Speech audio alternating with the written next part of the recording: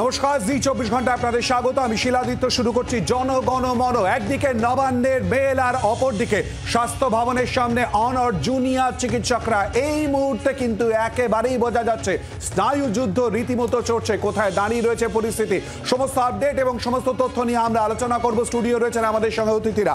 আমাদের সঙ্গে এই মুহূর্তে রয়েছেন বিজেপি নেতা বিমল শঙ্কর নন্দ, রয়েছেন তৃণমূল সমর্থক ভাস্কর সিংহ রায়, রয়েছেন সিপিআইএম নেতা ফয়েজ আহমেদ খান এবং রয়েছেন প্রাক্তন পুলিশ কর্তা অজয় মুখোপাধ্যায়। প্রত্যেকেই স্বাগত জানাচ্ছি আমাদের এই আলোচনায় আসার আগে প্রথমেই আমরা চলে যাব স্বাস্থ্য ভবনের সামনে। সঙ্গে রয়েছে আমাদের দুই প্রতিনিধি শ্রেয়সী গঙ্গোপাধ্যায় এবং দেবব্রত ঘোষ। প্রথমেই তাদের কাছে চলে যাব। দেবব্রত, এই মুহূর্তে সেখানকার ছবি কি? অনেকে এসে উপস্থিত হচ্ছেন সলিডারিটি জানানোর জন্য। কি ছবি দেবব্রত?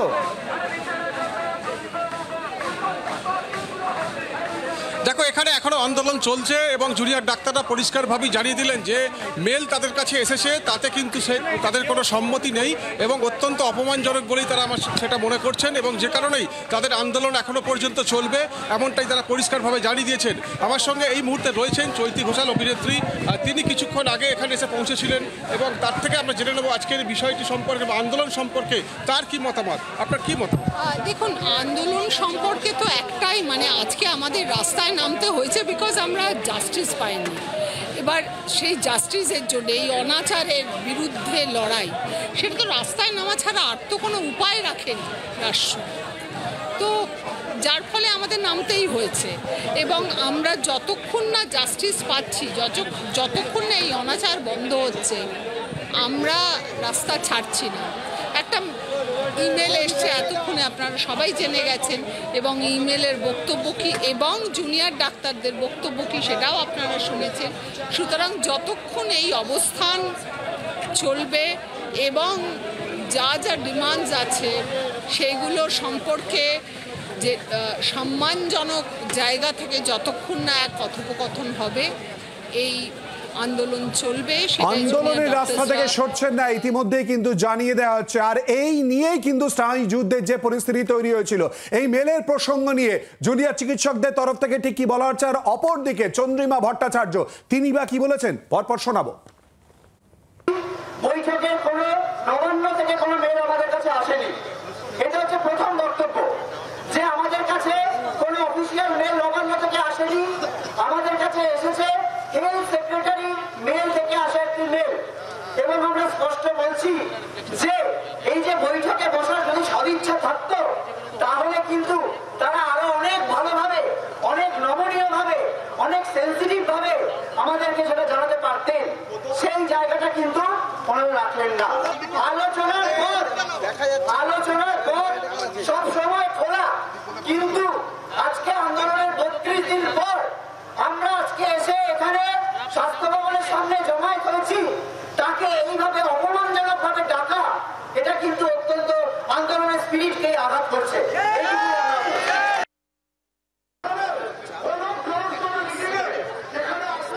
স্পেসিফিক বার্তা যদি আসে, সেই বার্তাতে আমরা রাজি নই, প্রথমত।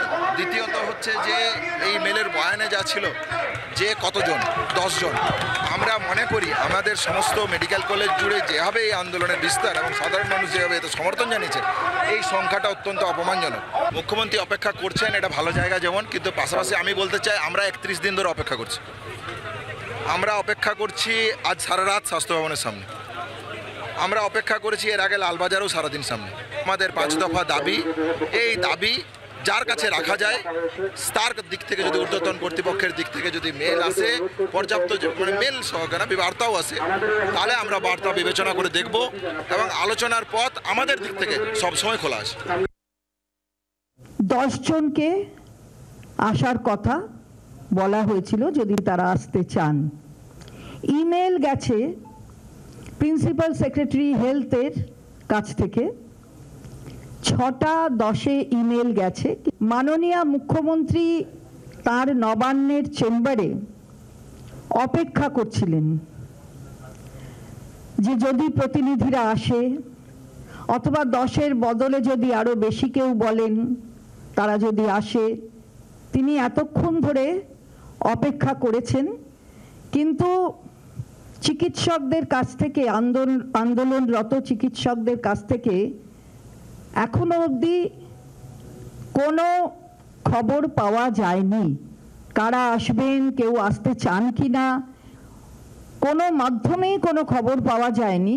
কোনো মেলের উত্তরেও কোনো মেল আসেনি। ফলে মাননীয় মুখ্যমন্ত্রী 7:30 অবধি অপেক্ষা করে এই মাত্র নবান্ন থেকে তিনি বেরিয়ে গেছেন। কথা বলবো এই নিয়ে আমাদের প্রতিনিধি শ্রেয়সী গঙ্গোপাধ্যায়ের সঙ্গে। শ্রেয়সী, ইতিমধ্যেই তো মেল করা হয়েছে, যদিও ছাত্রদের বক্তব্য তারা কোনো মেল পায়নি, কিন্তু অপরদিকে বলছেন যে স্বাস্থ্য দপ্তরের তরফ থেকে একটি মেল করা হয়েছে। তাহলে সমস্যা কোথায়? দেখা করা নিয়ে দেখো, তাদের যেটা স্পষ্ট বক্তব্য যে নবান্ন থেকে তাদের কাছে কোনো মেল আসেনি।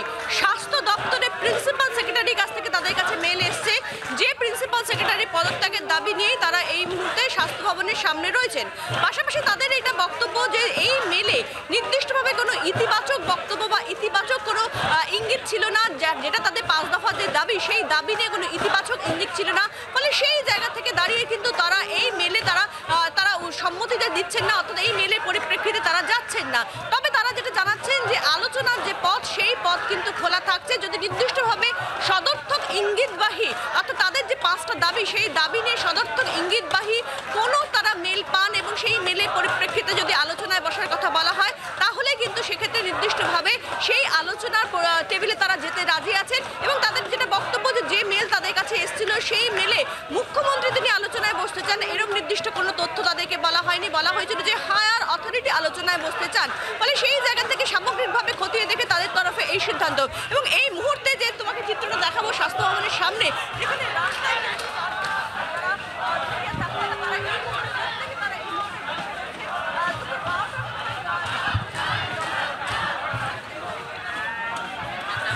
পৌঁছান। এবং তারপরে কিন্তু কার্যত সেক্ষেত্রে যেটা তোমাকে জানিয়ে রাখি যে এক্ষেত্রে এই মুহূর্তে কিন্তু ফলে কার্যত যেটা দাঁড়াচ্ছে যে সারা রাত কিন্তু এখানে তারা বসে থাকবেন, এই পরিস্থিতি হয়ে রয়েছে।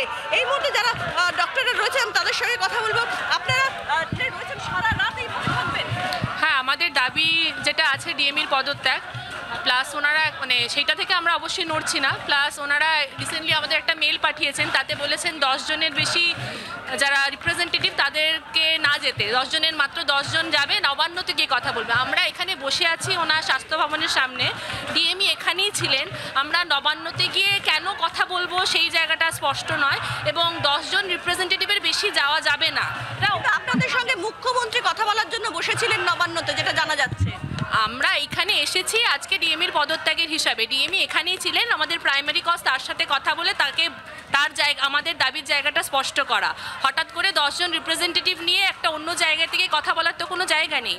রিপ্রেজেন্টেটিভটা আমাদের সঙ্গে আলোচনা করবেন, সমস্ত মাসকে করবেন, তারপরে তাদের বক্তব্য জানাবেন। তো আলাদা করে 10 জনকে নিয়ে কোণঠাসা করার চেষ্টা বা এই ধরনের যে ভাবনা চিন্তাগুলো, এগুলোর কোনো মানে হয় না। সারা রাত বসে থাকবেন?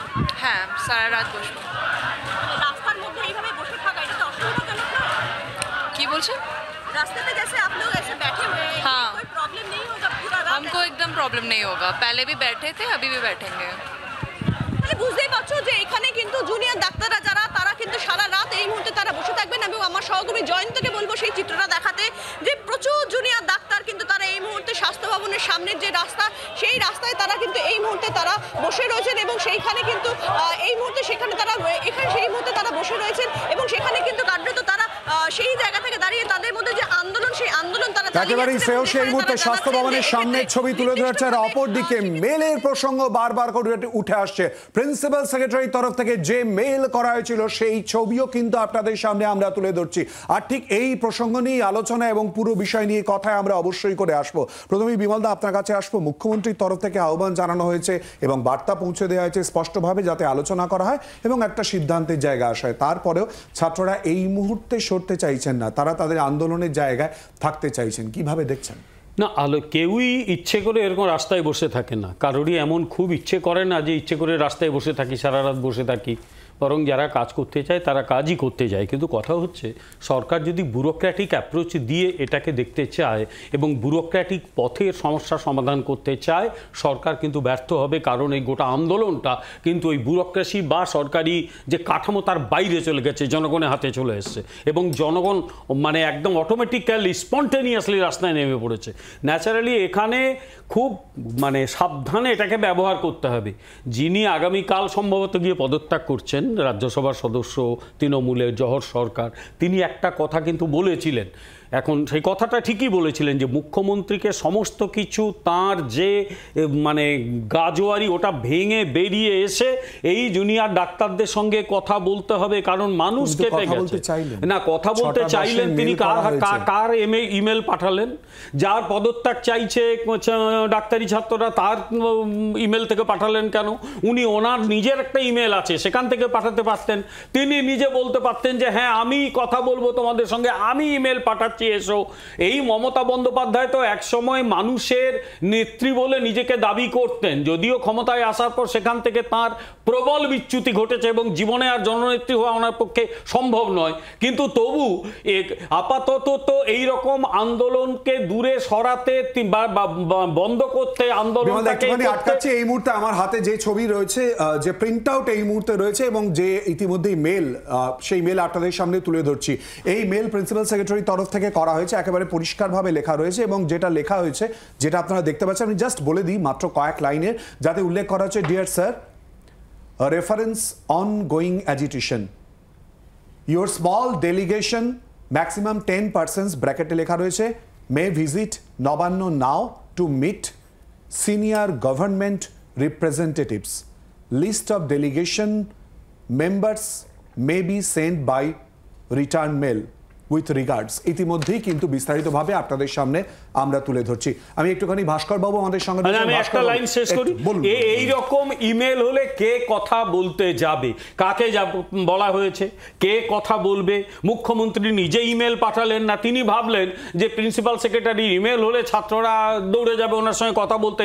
I am sorry to say আন্দোলন যে জায়গায় পৌঁছেছে তাতে ওনাকেই, ওই দলটাকে, ওই দলের নেতৃত্বকেই মাথা নিচু করে কথা বলতে হবে, কারণ পশ্চিমবাংলার মাথা ওরা নিচু করেছেন, এবার ওদের মাথা নিচু হওয়ার। ভাস্কর বাবু, ইতিমধ্যেই কিন্তু মুখ্যমন্ত্রী বার্তা দিয়েছিলেন এবং তিনি তার তরফ থেকে ইতিমধ্যেই মেল করা হয়েছে, যেটা আমরা তুলে ধরছি, প্রিন্সিপাল সেক্রেটারি যে মেল করা হয়েছে। কিন্তু ছাত্ররা এই মুহূর্তে তারা অন্ততপক্ষে কথা বলতে যাবেন না, বা তাদের বক্তব্য যেগুলো দাবি রয়েছে সেগুলোতে তারা অনড় থাকবেন। আর অপরদিকে দুটো বক্তব্য রয়েছে, মেল আসেনি, আবার বলা হচ্ছে ডিএমইর তরফ থেকে মেল করা হয়েছে, যদিও এক্ষেত্রে আমাদের কাছে যে তথ্য প্রিন্সিপাল সেক্রেটারির তরফ থেকে মেল করা হয়েছে। ভাস্কর বাবু। হ্যাঁ, প্রথমত মুখ্যমন্ত্রী অত্যন্ত সংবেদনশীল আচরণ করেছেন এবং মানে পত্র দ্বারা বা মেল দ্বারা আমন্ত্রণের ত্রুটি মার্জনীয়, এই পরিস্থিতি এটাই বলা যায়। আপনার উদ্দেশ্যটা দেখতে হবে। মুখ্যমন্ত্রী গতকালও বলেছিলেন যে ছাত্ররা তাদের সঙ্গে আলোচনা করার কথা বলেছিলেন এবং আজকেও বলেছেন।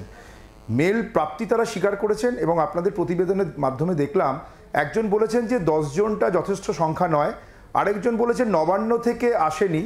এখন মেল তো মানে স্বাস্থ্য সচিব পাঠিয়েছেন, প্রিন্সিপাল সেক্রেটারি তিনি পাঠিয়েছেন, সুতরাং আলোচনার জন্য আমন্ত্রণ জানিয়েছেন রাজ্য সরকার, মমতা বন্দ্যোপাধ্যায়, এবং সেটাকে স্বীকার করে নিয়ে আলোচনার মাধ্যমে এই সমস্যার সমাধান করা বাঞ্ছনীয় বলে মানে সকলেই মনে করছে। কারণ ডাক্তারদের জায়গা নিশ্চয়ই আন্দোলনের জায়গা রাস্তায় নয়, তারা নিশ্চয়ই এটা হাসপাতালে ফিরবেন, তারা অভয়া ক্লিনিক তৈরি করার কথা বলছেন, তাদের রাস্তায় থাকার পরে চিকিৎসার ব্যবস্থা ব্যাহত হচ্ছে।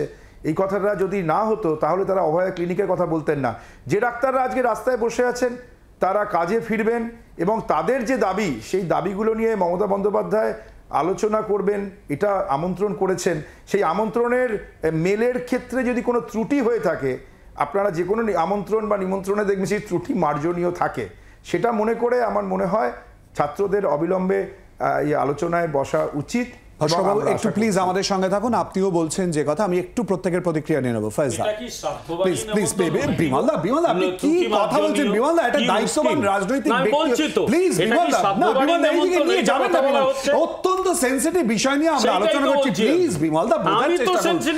বিমলদা একটু আলোচনায় থাকি প্লিজ। বিমলদা, আমি প্রথমেই অনুরোধ করব যাতে আলোচনাটা আলোচনার মতো, এটা কোনো যুক্তি তর্ক লড়াই সেটা না, গোটা বাংলা, গোটা দেশ, গোটা আন্তর্জাতিক মানুষ সব জায়গায় রাস্তায় নেমে বিচার চাইছেন, অভয়ার বিচার চাই।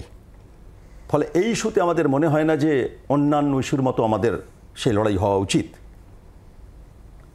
সেকেন্ডলি বলি যে আসলে মানুষের একটা আস্থার অভাব হচ্ছে এই সরকারের ওপর, অনাস্থা একটা তৈরি হয়ে গেছে, জুনিয়র ডাক্তারদেরও তাই একই প্রতিফলন।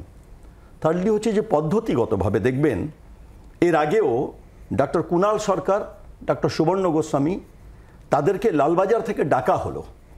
কিভাবে ডাকা হলো? আরজি করের ঘটনায় কেস নিয়ে নোটিশ দেওয়া হলো, তাতে অনেকগুলো কেস নাম্বার, অমুক police station case number, under section such and such, notice দিচ্ছি আসুন এখানে।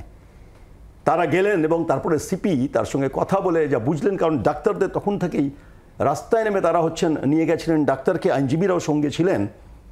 যখন লালবাজারে নিয়ে গেলেন পরে তারা বললেন যে না, আসলে সিপি বলেছেন যে একটু জুনিয়র ডাক্তার বাকিদেরকে বোঝান, এবং তারা তখন বলেছেন মিডিয়ার সামনে যে এটা কি ডাকা, যদি তার বাড়িতে কোনো বিয়ে হয় বা জন্মদিন হয় তাহলে কি নোটিশ করে ডাকবেন? তাহলে ডাকার পদ্ধতিটাই তো ভুল হচ্ছে প্রথম থেকেই।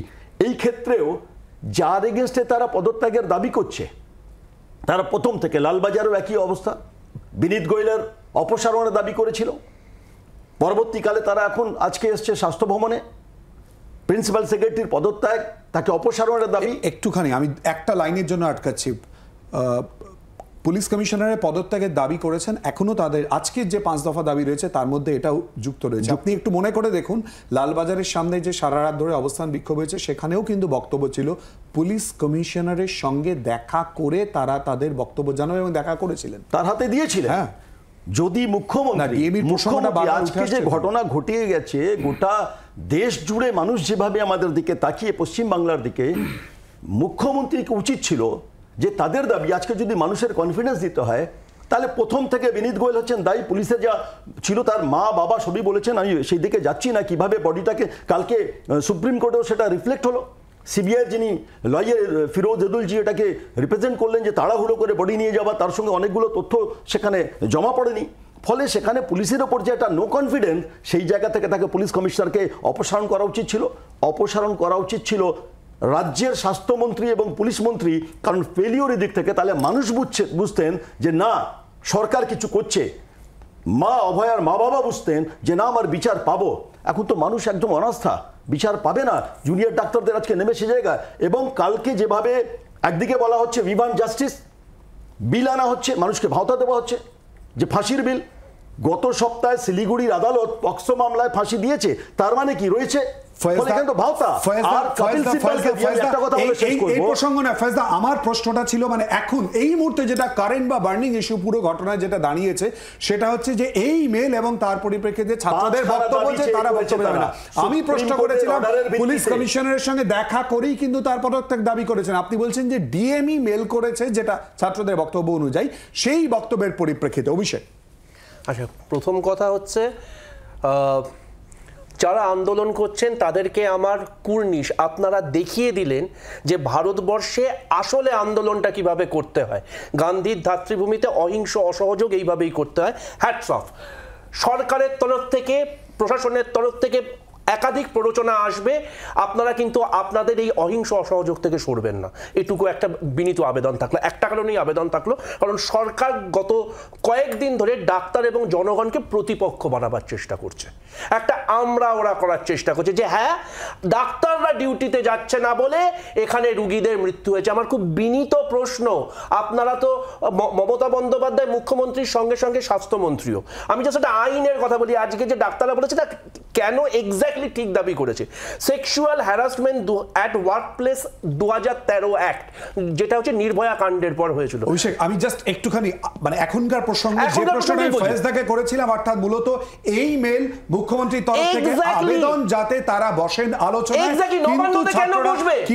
কিন্তু ছাত্ররা এই মুহূর্তে মেল পাওয়া না পাওয়া নিয়ে দুরকম বক্তব্য, মুদ্রা কথা এই মুহূর্তে যাচ্ছেন না। শুধু তাই নয়, মুখ্যমন্ত্রী যদি মুখ্যমন্ত্রী হিসেবে দেখা করতে চান, নবান্ন মেল, মুখ্যমন্ত্রী স্বাস্থ্যমন্ত্রী, স্বাস্থ্য দপ্তরটা স্বাস্থ্য মন্ত্রক, আমার স্বাস্থ্য ভবন। Had it bin so, Mamata Bandyopadhyay স্বাস্থ্যমন্ত্রী না হতেন আমি এই প্রশ্নটা তুলতাম না। এমপ্লয়ারের নাম কি? তার সঙ্গে দেখা করবেন স্বাস্থ্যমন্ত্রীর সঙ্গে। মুখ্যমন্ত্রী যদি আবেদন করে থাকেন স্বাস্থ্যমন্ত্রীর সঙ্গে, স্বাস্থ্যমন্ত্রী আর মুখ্যমন্ত্রী অ্যাক্সিডেন্টালি বা ইনসিডেন্টালি, এটা আমার সিদ্ধান্ত নয়। আজকে স্বাস্থ্যমন্ত্রীকে থাকতে হলে স্বাস্থ্য ভবনে থাকতে হবে। স্বাস্থ্য ভবনটা আলোচনার রাস্তা তো সবাই চাইবে, আলোচনার কথা তো সবাই চাইবে, সেখানে তুমি তোমার আবেদন করে থাকেন। এডিটর সত্তাকে যদি থাকতে হয় তোমার এডিটোরিয়াল রুমে থাকতে হবে। তুমি যখন বাজার করতে যাও তোমার এডিটোরিয়াল সত্তা থাকে না, প্রশ্নই নেই। মমতা বন্দ্যোপাধ্যায়ের ডুয়াল রোল আছে। এখন তিনি স্বাস্থ্য মন্ত্রকের কাছে, স্বাস্থ্যমন্ত্রীর কাছে এই ডাক্তাররা আবেদন করেছে। স্বাস্থ্যমন্ত্রী হিসেবে she should have been in স্বাস্থ্য ভবন। দাঁড়িয়ে রয়েছে পুরো পরিস্থিতি একেবারে এই বার্নিং ইস্যুতে আমরা জানার চেষ্টা করব। একটা বিরতির পর সঙ্গে থাকুন।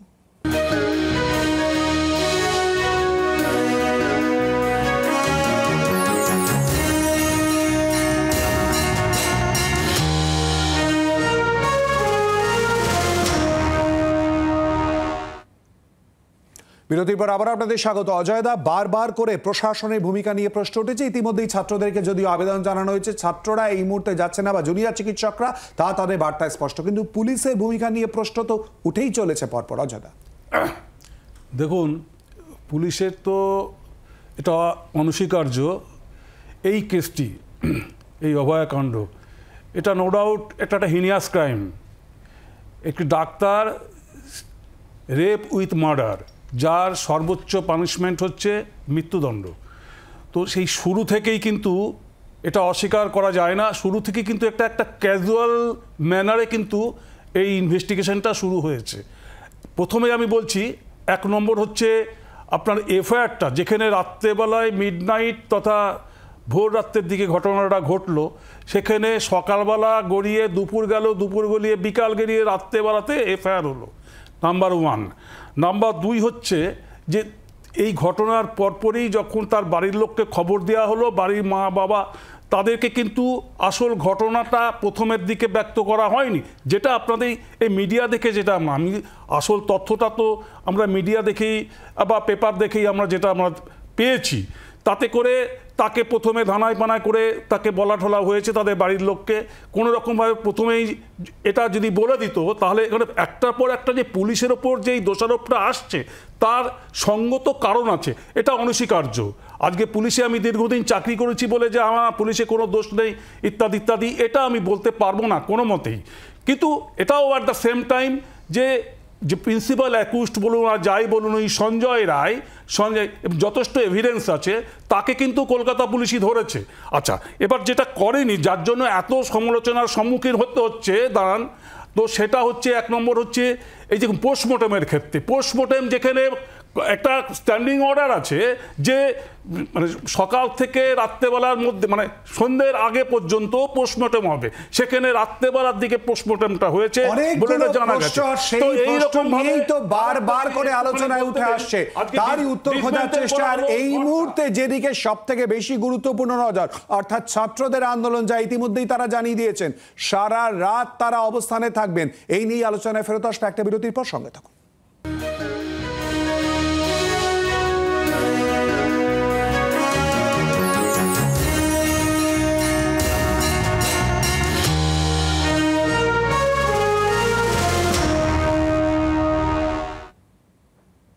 বিরতির পর আবার আপনাদের স্বাগত জনগণমনতে। যেদিকে আমরা নজর রেখেছি, অর্থাৎ ছাত্ররা এই মুহূর্তে তারা তাদের অবস্থানে অনড়, যদিও ইতিমধ্যেই মেল করা হয়েছে। চন্দ্রিমা ভট্টাচার্যের বক্তব্য আপনাদের সামনে তুলে ধরলাম। অপরদিকে ছাত্ররা তাদের অবস্থানে অনড়, অন্তত এই মুহূর্তে কথা বলতে যাচ্ছেন না। শুভেন্দু অধিকারী, রাজ্যের বিরোধী দলনেতা, জি 24 ঘন্টাকে কি জানিয়েছেন শোনাবো। ওনারা যথেষ্ট বিচক্ষণ, ওনারা কি করবেন আমি তো প্রথম থেকে সকাল থেকেই বলছি, ওদের যে দৃঢ়চেতা, লক্ষ্য অবিচল থেকে মেরুদণ্ড সোজা করে লড়াই, তাকে গোটা বাংলার মানুষ স্যালুট করছে। এরা প্রথম থেকেই বলেছেন যে আমরা রাজনীতির বাইরে লড়াইটা করব। আমি ওদের থেকে, ওরা আমার ভাই বোনের মতো জুনিয়র ডাক্তার, আমি ওদের দাদা হিসেবে পরামর্শ এটাই দিতে পারি যে মুখ্যমন্ত্রী একটা রাজনৈতিক পোস্ট, এদের মুখ্যমন্ত্রীর সঙ্গে বসা উচিত হবে না। এরা বসলে মুখ্য সচিব অথবা গভর্নরের মধ্যস্থতায় বসুক। ভাস্করবাবু, আপনি শুনলেন শুভেন্দু অধিকারী পরামর্শ দিচ্ছেন মুখ্যমন্ত্রীর সঙ্গে আলোচনায় না বসার জন্য, কি বলবেন? আসলে ঘোলা জলে মাছ ধরার যে কথাটা বলা হয়, বিজেপি সহ সিপিএম বা অন্যান্য কংগ্রেস যারা আছেন তারা চাইছেন না এই সমস্যার সমাধান, তারা এই বিষয়টাকে রাজনীতির রঙে রাঙাতে চাইছেন। ছাত্ররা তাদের দাবিগুলো যেটা তুলেছেন তারা অরাজনৈতিকভাবে যতই এগোতে চাইছেন, দেখা যাচ্ছে যে বিজেপি নবান্ন অভিযান করে একজন পুলিশের চোখ নষ্ট হয়ে গেল, এটাকে মানে হিংসাত্মক করে তুলে মানে ডাক্তারদের আন্দোলনটাকে ক্ষতিগ্রস্ত করছেন। দর্শকবাবু একটু প্লিজ সঙ্গে থাকুন, একটু প্রতিক্রিয়া নিয়ে নেবো। বিমল দা, ঘোলা জলে মাছ ধরা চাইছেন না যাতে মীমাংসা আসে। আমি শুধু একটাই প্রশ্ন করব, জানি না সেই সময় ভাস্কর তৃণমূল করতো কিনা, বোধহয় করতো না, কিন্তু এর আগে তৃণমূলের আন্দোলনগুলো তো দেখেছি আমি, আমার বয়সটা কম হয়নি। সেই সময় জল কি টলটলে স্বচ্ছ ছিল? একেবারে জল ঘোলা করতো না, বরং দুনিয়ার জল ঘোলা করার একটা প্রবণতা এই দলের সর্বোচ্চ নেতৃত্ব ছিল। তাই ঘোলা জলে মাছটা ওনারা ধরেছেন। আজকে যখন জনগণ রাস্তায় নেমেছে, এটা রিয়েল সেন্স একটা মাস মুভমেন্ট তৈরি হয়েছে। প্রত্যেক রাজনৈতিক দল তার মতো এই দলকে, এই আন্দোলনকে সমর্থন করতে পারে, তার পাশে যেতে পারে, যেতেই পারে, প্রত্যেকের অধিকার রয়েছে। এটাকে ঘোলা জল বলার কি আছে? আমাদের সম্পূর্ণ অধিকার আছে যে লড়াই আবার আমরা করব, ছাত্ররা তাদের মতো করছে, আমরা আমাদের মতো করব। অভিযানের ডাক কিন্তু আপনারা দেননি, আপনার নিশ্চয়ই মনে রয়েছে। সমাজ এবং তারা বলেছিল রাজনৈতিক ব্যক্তিত্বরা না আসে। অর্জুন সিং গিয়েছিলেন, অর্জুন সিং গিয়েছিলেন, হেস্টিংসে ছিলেন। প্লিজ বিমল দা, প্লিজ, ছবি আছে, ছবি আছে। আমার কথা কেন, এটা বাস্তব। প্রথমত বলি আমি ওই মানে অজয়বাবুর কথায় যে প্রথম থেকে পুলিশের একটু ঢিলেঢালা ছিল, ঢিলেঢালা না, ইন্টেনশনালি ছিল। এটা কোনো বলে লাভ নেই যে ঢিলেঢালা, প্রথম থেকেই হচ্ছে কিভাবে এভিডেন্সটাকে ট্যাম্পার করা যায়, এইসব প্রথম থেকেই ছিল। ফলে নাহলেও তো সুপ্রিম কোর্ট প্রশ্ন তুলেছে, যখন সেখানে সিবিআই বলেছে, সেখানেও গতকালকে সেই প্রশ্নটা এসছে রিগার্ডিং সোমিনি, অনেকগুলো ওখানে রয়েছে, সেটা আছে। আমি সেকেন্ড আমি আসি যে যারা বলছেন ওই রাজনীতি, সেদিন যদি ওই যুব ছাত্ররা যদি না যেত ওই মীনাক্ষী মুখার্জি অ্যাম্বুলেন্সের সামনে, তাহলে সব ধামাচাপা পড়ে যেত। ফলে রাজনীতির কথাটা। দ্বিতীয় হচ্ছে বিমলবাবু বললেন তো যে মানে বিজেপি, ঠিকই তো, ছাত্র সমাজের নামে তো বিজেপি, আমরা তো বলেছিলাম আসলে বাইনারি তৈরি করে দেওয়া, এটাকে ডাইভার্ট করে দেওয়া ইস্যুটাকে, সেটাই ছিল টার্গেট। সন্ধ্যেবেলা লালবাজারে বিজেপি নেমে গিয়ে পরিষ্কার করে দিল সেখানে।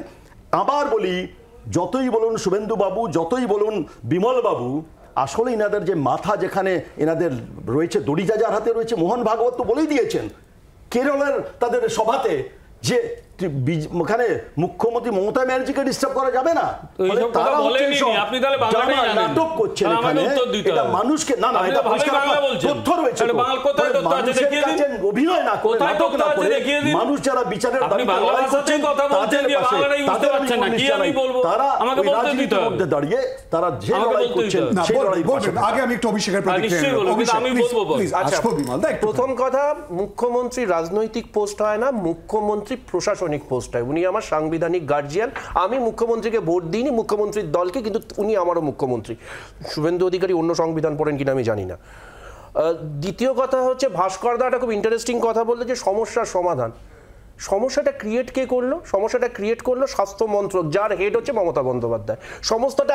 সমস্যাটাকে ছোট থেকে বড় কে করলো? আইন শৃঙ্খলা, যার হেড হচ্ছে পুলিশ মন্ত্রী মমতা বন্দ্যোপাধ্যায়, এবং ওভারঅল প্রশাসনের হেড হচ্ছে মমতা বন্দ্যোপাধ্যায়।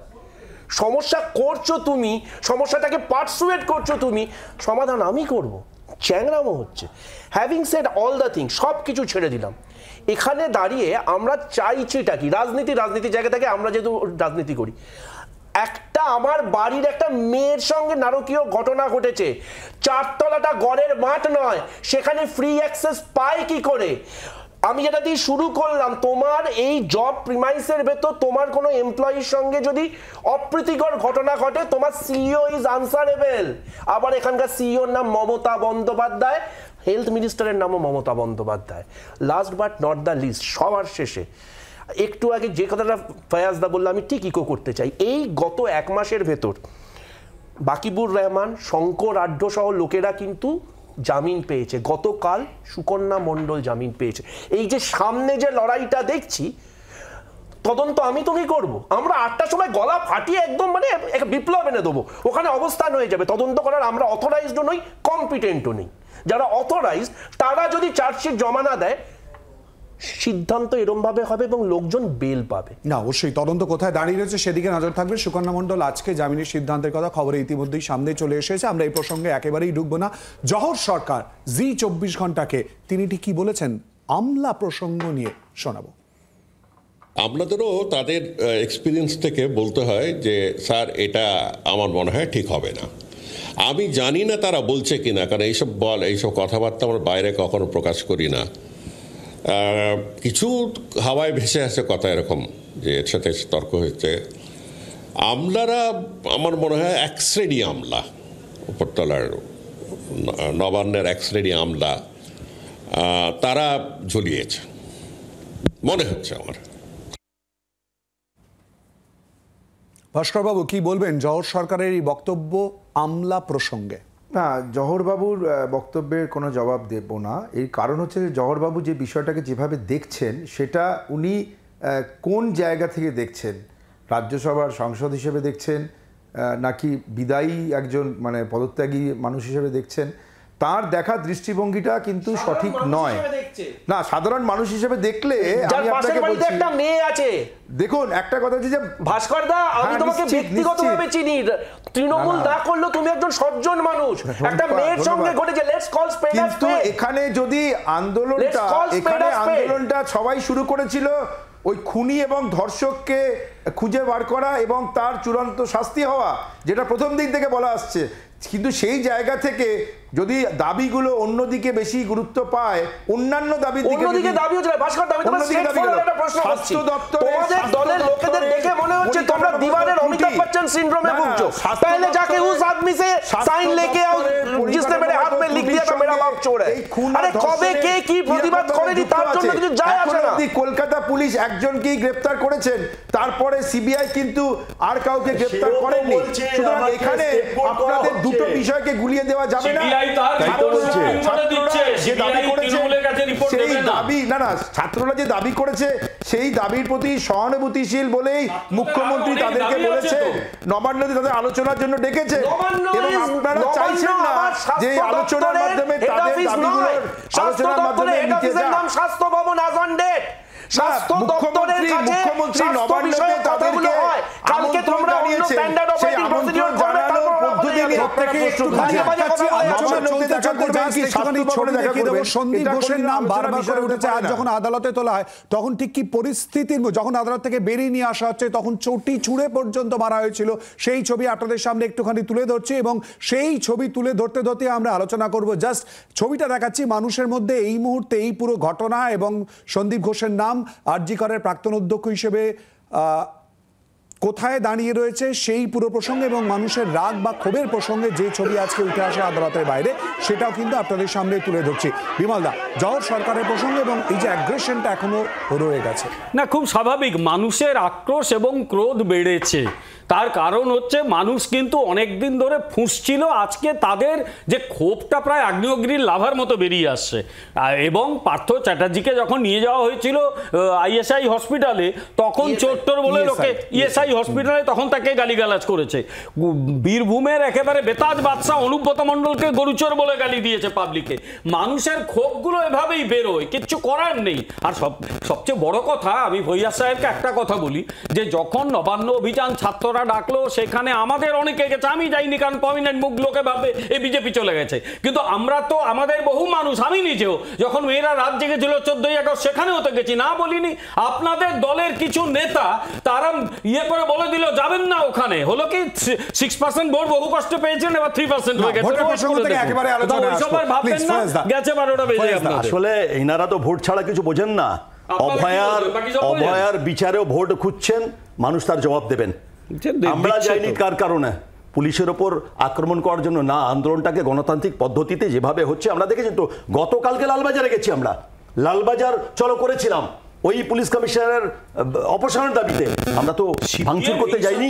13-14 আমরা দুদিন ধরে বৈঠক করব, আমরা অবস্থান করবো বামফ্রন্টগতভাবে। আমরা বলছি না ভাঙচুর না, আমরা যেটা বলছি, কারণ এই তো বলছেন তো ওই যখন ওখানে ঘটনা ঘটলো শান্তনু সেনের রিয়াকশন এলো তো, তারপরে কোথায় চলে গেলেন? তারপরেই হচ্ছে সুখেন্দু শেখর, তাকে কোর্টে হাইকোর্টে মামলা করতে হলো যে আমার প্রাণের ভয় হচ্ছে। তারপরে আবার জহর বাবু কতটা কি করবেন জানেন না। আসলে তৃণমূলের অ্যাপ্রোচটাই প্রথম থেকে, এই যে সন্দীপ ঘোষ তাকে তো এক হসপিটাল থেকে অন্য হসপিটালে পাঠানো হচ্ছে, মন্ত্রীর সঙ্গে যাচ্ছেন, এমএলএ সঙ্গে যাচ্ছেন, তাকে জয়েন করানোর জন্য। আস্থাটা থাকবে কোথায়? আসলে ধামা চাপা দেওয়ার যে চেষ্টা হয়েছে প্রথম থেকে, তাই জন্য মানুষের আস্থা নেই, জুনিয়র ডাক্তারদের আস্থা নেই। এখন এমনকি মেল যেটা পাঠানো হয়েছে, ম্যাক্সিমাম 10 ইন নাম্বারস, এইভাবে বলে দেওয়া যায়। এবং বলছে কারা? বলছেন একজন যার এগেনস্টে তারা আন্দোলন করছে। ফলে আমার মনে হয় এখনো উচিত, ভাস্কর বাবুকে বলবো একটু আপনি অ্যাডভাইস দিন, জানি আপনার কোনো অ্যাডভাইস শুনবে না তারা, যে এখন অন্তত মুখ্যমন্ত্রী থাকুন না, আমি বলছি না মুখ্যমন্ত্রী ছেড়ে দিন, স্বাস্থ্যমন্ত্রী পুলিশ মন্ত্রী পদত্যাগ করুন, মানুষ বুঝবে যে না উনি দায় স্বীকার করছেন। এই পুরো বিষয় নিয়ে আমরা আলোচনা করতে আসবো। ভাস্কর বাবু, জানি আপনার অনেকগুলো বক্তব্য রয়েছে, আমরা আসবো একটা বিরতির পর, সঙ্গে থাকুন।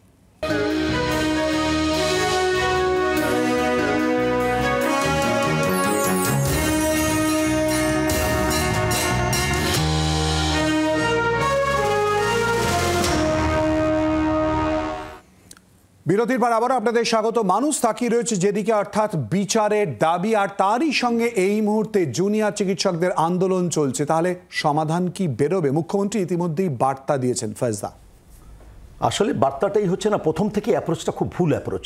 প্রথমে বলেছিলেন আমি কিন্তু অ্যাকশন নিতে পারি, নিচ্ছি না, যারা আন্দোলন করছেন আঘাত পেয়েছেন। আবার বললেন অনেক হয়েছে, 1 মাস হয়েছে, উৎসব চলে আসছে, এবার চলে আসুন। এই অ্যাপ্রোচটা আমি নিন্দা করি। আমি কুর্নিশ জানাই যারা পুজো কমিটি বলেছেন আমরা ফেরত দিচ্ছি, আমরা নিচ্ছি না অনুদান, যারা তাদের অ্যাওয়ার্ড ফেরত দিয়েছেন। ফলে গোটা রাজ্য বিচার চায়। আমি বলছি পুজো হোক, বিচারের লড়াইটা থাকবে। বিচারের বাণীটা নিয়ে যে লড়াই করছেন জুনিয়র ডাক্তাররা, আমরা পাশে থাকবো যতদিন বিচার পাবো না। ফলে বিচারের পাশেই থাকবো। বিমলদা, আমি যদি ভুল না করি আমার মাথা উঁচু থাকবে, আমার যদি ভুল হয় আমাকে মাথা নিচু করতেই হবে, যত বড় আমি হই না কেন। এখানে এই প্রশাসন, এই রাজনৈতিক দল যারা সরকার চালাচ্ছে তারা ভুল করেছে, তাই তাদের কিন্তু মাথা নিচু করে সমস্যার সমাধান করতে হবে। আর শেষ কথা বলি, আমার নিজের একটা ফেসবুক পোস্ট থেকেই 2 লাইন, পুজো আসছে, পুজো তো হবেই, কিন্তু যখনই উৎসবে গা ভাসানোর কথা কেউ বললে আমার মনে পড়ে যায় ওই ডাক্তার মেয়েটার কথা যে বাঁচতে চেয়েছিল। তাই উৎসবে গা ভাসাতে পারবো না, অসম্ভব। এই মন নিয়ে উৎসব করা যায় না। অজয়বাবু, আপনার পেশা প্রাক্তন পুলিশ কর্তা, তার বাইরে গিয়ে বিচার, অপরদিকে আলোচনার জন্য ইতিমধ্যেই মুখ্যমন্ত্রীর তরফ থেকে বার্তা। আপনার কি মনে হয়, ব্যক্তি অজয়দার কি মনে হয়? দেখুন, পুজো একটা বাঙালির বড় উৎসব, সে পুজোকে বাদ দিয়ে কোনো কিছু আশা আমরা করব না। আগামী দিনে যে পুজো, সে আনন্দ সবাই আমরা করব এবং দেশ করবে, দশ করবে। অ্যাট দ্য সেম টাইম বিচারের জন্য যেসব আন্দোলন চলছে সেটাও চলুক, আমি বলছি না, তবে কোনো কিছুকে বাদ দিয়ে শুধু আন্দোলনই হবে এটা আমার মনে হয় ঠিক নয়। তবে আন্দোলন হওয়ার একটা যথেষ্ট কারণ আছে, আন্দোলন করার একটা কারণ আছে, যুক্তি আছে, এ বিষয়ে কোনো সন্দেহ নেই। এত লোক মানছে, লক্ষ লক্ষ লোক রাস্তায় আজকে, শুধু আমাদের দেশে বলে নয়, আজকে সারা বিশ্বে আজকে সেখানে ছড়িয়ে পড়েছে এই আন্দোলন। তার মা বলেছে, আবেদন করেছে, আপনারা করুন আনন্দ, আমার মেয়ে গেছে, আমরা তো আর পারবো না। আমি ফলে আনন্দ কখনই হবে না, যাই থাক না কেন। ফলে ওই বিচারের লড়াইটাই থাকবে। মন্ত্রটা কি বলতো? যা দেবী সর্বভূতেষু শক্তিরূপেণ সংস্থিতা।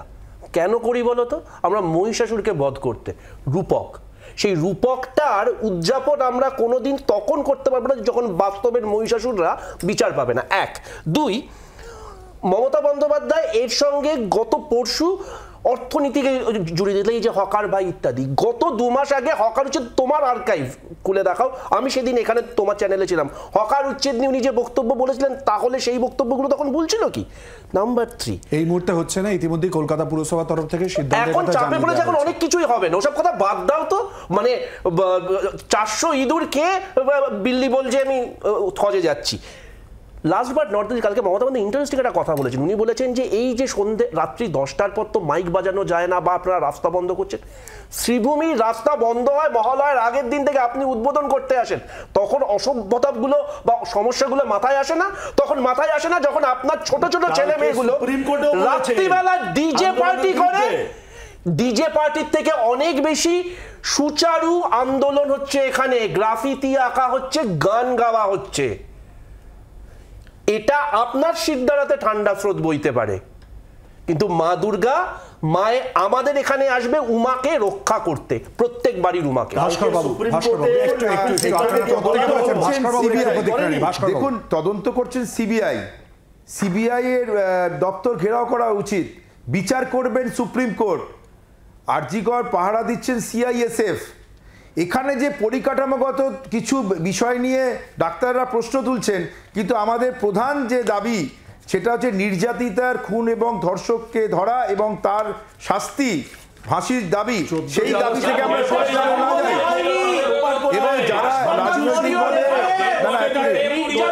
সুতরাং আজ এখানে যেটা হচ্ছে, এখানে মুখ্যমন্ত্রী বলেছেন যে দুর্গাপুজোর সময় ৮০,০০০ কোটি টাকার একটা অর্থনীতি, ৮০,০০০ কোটি টাকার একটা অর্থনীতি, সেই অর্থনীতিটাকে অর্থনৈতিক বিষয় অংশ। এখন কি বলছেন বিষয়টাকে মানুষকে যুক্ত হতে বলেছেন যে ৮০,০০০ কোটি টাকার পুজোর সময় যে অর্থনীতি, সেই অর্থনৈতিক বিপর্যস্ত টাকা দিয়ে হয় না। মিথ্যা বলছেন, ১০,০০০ টাকা দিয়ে বন্ধ করতে গেছিলেন, ১০ লাখ টাকা দিয়ে মানুষের তিলোত্তমার মা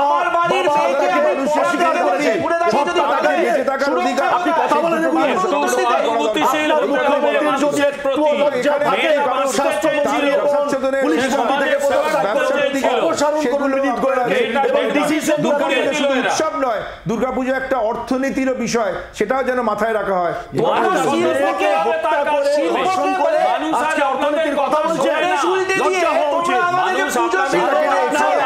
পুজোর কথা বলছে,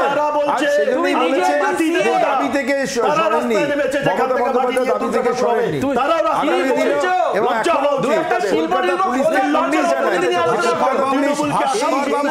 ভাস্করবাবু, এই মুহূর্তে এখানে যারা রয়েছেন তাদের মধ্যে কংগ্রেস, বিজেপি বা সিপিআইএম এর তরফ থেকে যারা রয়েছেন তাদের বক্তব্য অ্যাপ্রোচ নিয়ে, যে মেল করা হয়েছে তার অ্যাপ্রোচ নিয়ে তারা প্রশ্ন তুলছেন।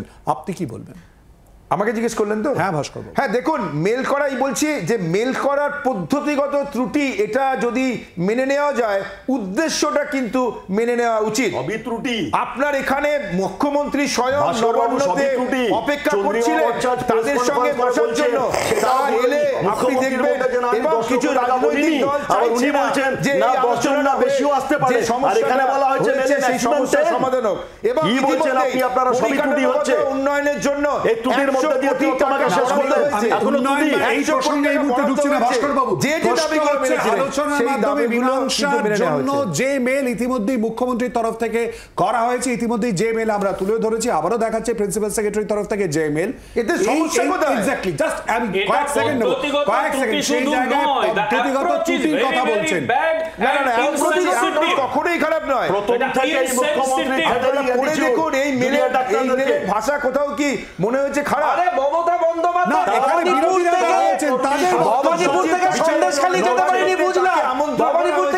তারা, আমরা আশা করি তাদের শুভবুদ্ধির উদয় হবে,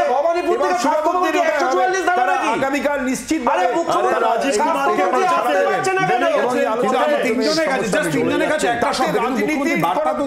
অসুবিধা হতে পারে, কিন্তু সমস্যা সমাধান হবে। কিন্তু যারা কথা বলতে চাইছে, ডাক্তার জুনিয়র ডাক্তাররা তো কথা বলবেন না বলেননি, কিন্তু তাদের যে আপনারা চাইছেন কি একটু শ্রদ্ধা মুখ্যমন্ত্রী বার্তা দিয়েছেন,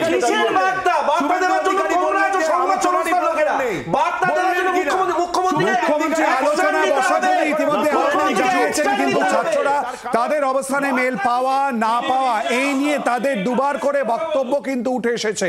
কিন্তু কোথায় দাঁড়িয়ে রয়েছে পরিস্থিতি? এক, বিচারের দাবি, এবং অপর দিকে যদি দেখি জুনিয়র চিকিৎসক তারা এই মুহূর্তে স্বাস্থ্য ভবনের সামনে আন্দোলনে অনড় রয়েছে। তাহলে কোথায় দাঁড়াচ্ছে পরিস্থিতি, সেদিকে আমাদের নজর থাকবে। জনগণমন আজকের মতো এ পর্যন্তই। আপনাদের সবাইকে ধন্যবাদ আমাদের সঙ্গে এই আলোচনায় অংশগ্রহণ করার জন্য। নিচে একটা বিরতি, এরপর দেখুন পেজ ওয়ান নীলাঞ্জনা এবং আত্রির সঙ্গে থাকুন।